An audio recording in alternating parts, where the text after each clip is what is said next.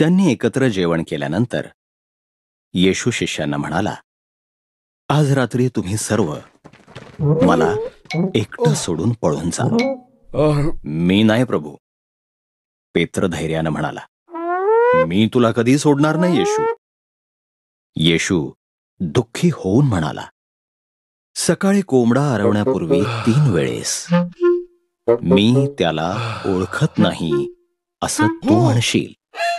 पेत्र म्हणाला, मी तुझ्यासोबत मरेन, पण मी तसं करणार नाही.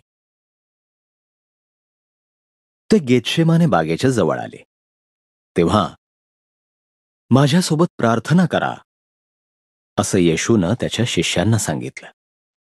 शिष्य थकलेले होते, ते झोपी गेले. येशूनं एकट्यानं पित्याकडे प्रार्थना केली.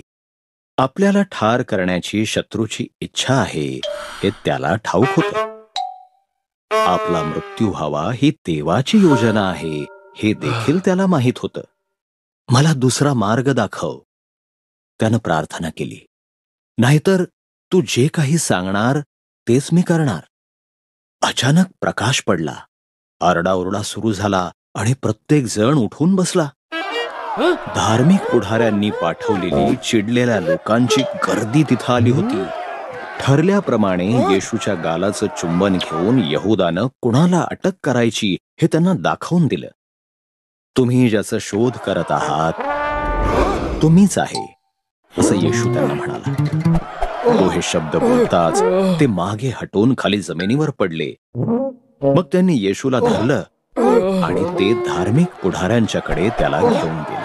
येशूचे बहुतेक शिष्य पळून गेले, परंतु पेत्र दुरून येशूच्या मागे गेला. बाहेर अंगणामध्ये बसून पुढं काय होतं याची तो वाट पाहत बसला.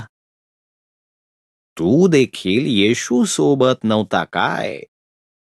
कोणीतरी त्याला विचारलं. घाबरून पेत्र म्हणाला, नाही. दुसऱ्या 2 लोकांनी देखील असंच म्हटलं. तुम्ही काहीतरी चूक करत आहात. पेत्र म्हणाला, मी तर त्या येशूला ओळखत देखील नाही. पेत्रानं 3 वेळा येशूला नाकारलं.